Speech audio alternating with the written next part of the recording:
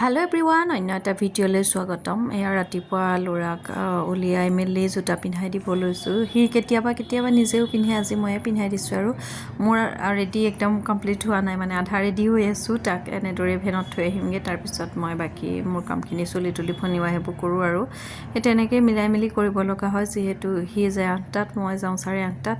সেই মানে তাক 8টাত থৈ 8:30লৈকে আধা ঘণ্টাৰ ভিতৰতে মই গোটেইখিনি কাম কমপ্লিট কৰি থৈ যাব লাগে।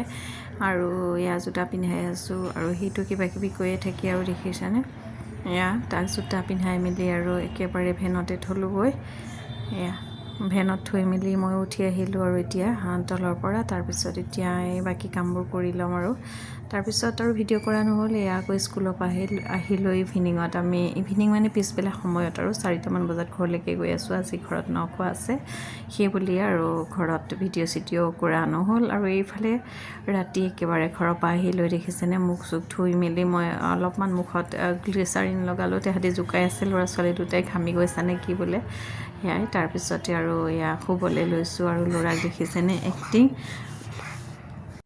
এয়া দেখিছেনে মই মানে নিচুকনি গীত গাইছোঁ আৰু তাৰপিছত সি ধুনীয়াকৈ শুই যোৱাৰ এক্টিং কৰিছে আৰু বায়েকে ইফালে জোকাই আছে, দেখিছেনে কি ধুনীয়া এক্টিং তাৰ, একদম টোপনি যোৱাই নাই, এনেই কৰি আছে আৰু এইবোৰ। এয়াই মেমৰিজ হিচাপে থাকি যাওক বুলি অলপমান ভিডিঅ' ধৰি ৰাখোঁ আৰু কেতিয়াবা। তাৰপিছতে আৰু সেইদিনাখন এনেদৰেই গ'ল আৰু নেক্সট ডে এয়া দেউতাকে স্কুলত থ'বলৈ মানে ভেনত থ'বলৈ গৈছে, ভেন আহি ৰখিয়ে আছে। আজি এয়া পৰিয়ালে দেখিছেনে উৎপাত তাৰ। তাৰপিছতে ইয়াক ভেনত দেউতাকে থ'লেগৈ আৰু মই নামিলোঁ আৰু তললৈ, দেউতাকৰ ডিউটি নাই আজি। আৰু মই এয়া মোৰ জোৰ থৈ লৈ স্কুললৈ ওলাব লাগে, যিহেতু এয়া গা পা ধুই লৈ ধূপ চাকি জ্বলালোঁ। তাৰপিছতে এতিয়া বনামগৈ চাহ আৰু দুইজনে খাই মই স্কুললৈ যাম, তেওঁ থ'বগৈ বাৰু।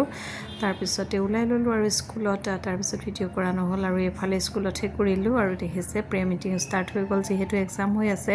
অলপ সোনকালে স্কুলত যাব লগা হৈছে মানে এইকেইদিন, আৰু এনেইতো টাইমত যাওঁৱেই, কিন্তু তাতকৈ অলপ আগতেই যাব লগা হৈছে। তাৰপিছতে প্ৰে মিটিঙৰ পিছত আমাৰ এক্সাম ষ্টাৰ্ট হৈ গ'ল। আজি 3rd ডে হয় আৰু 2 দিনৰ পিছতে শেষেই হৈ যাব আৰু তাহাঁতক এনেদৰে বহি চহি দি আৰু পেপাৰখিনি দি থকা হৈছে। আৰু কেইটামান ষ্টুডেণ্ট জানেনে আহিবই পৰা নাই, মানে এই গা বেয়াৰ ছিজনটো যে ঠাণ্ডা সোমাইছে নে, ঠাণ্ডা দিন, গতিকে 3টামান ষ্টুডেণ্টৰ গা বেয়া, একদম বিচনাতে পৰি আছে, উপায় নাই আৰু এনেদৰে এক্সামবোৰ ল'ব লগা হৈছে আৰু সেয়াই। বাকী এনেদৰে পেপাৰ চেপাৰ দি এটেণ্ডেঞ্চ লৈ ল'লোঁ। তাৰপিছত তাহাঁতি ধুনীয়াকৈ ষ্টাৰ্ট কৰিলে লিখিবলৈ, দেখিছে এয়াই। এনেদৰে এক্সাম চেক্সাম লোৱাৰ পিছত আৰু 2 ঘণ্টাহে এক্সাম, তাৰপিছতে আজৰি হ'লোঁ। আৰু এইফালে ক্লাছৰুম একদম খালী, দেখিছেনে এয়া। তাহাঁতক মানে লাগিয়ে থাকিব লাগে, এক্সাম হ'লেও চিঞৰি থাকিব লাগে, লিখাকৈ নহ'বা তাহাঁতি কেতিয়াবা নিলিখেও, যিহেতু সৰু ল'ৰা ছোৱালীৰ কথা সকলোৱে গমেই পায় নহয় জানো। তাৰপিছতে এক্সাম শেষ হোৱাৰ পিছত এয়া মই অলপ সময় মানে শান্তিৰে বহি লৈছোঁ, ইমান চিঞৰিব লাগে। তাৰপিছতে বহি চহি লৈ হ'ল আৰু এইফালে দেখিছে ক্লাছৰুম একদম খালী, তাহাঁতি মিড ডে মিল খাবৰ কাৰণে গ'ল আৰু তাৰপিছতে হ'ব স্কুল ছুটি। আজিৰ ভিডিঅ' কিমানখিনিয়ে, আজিলৈ আহিছোঁ, বাই।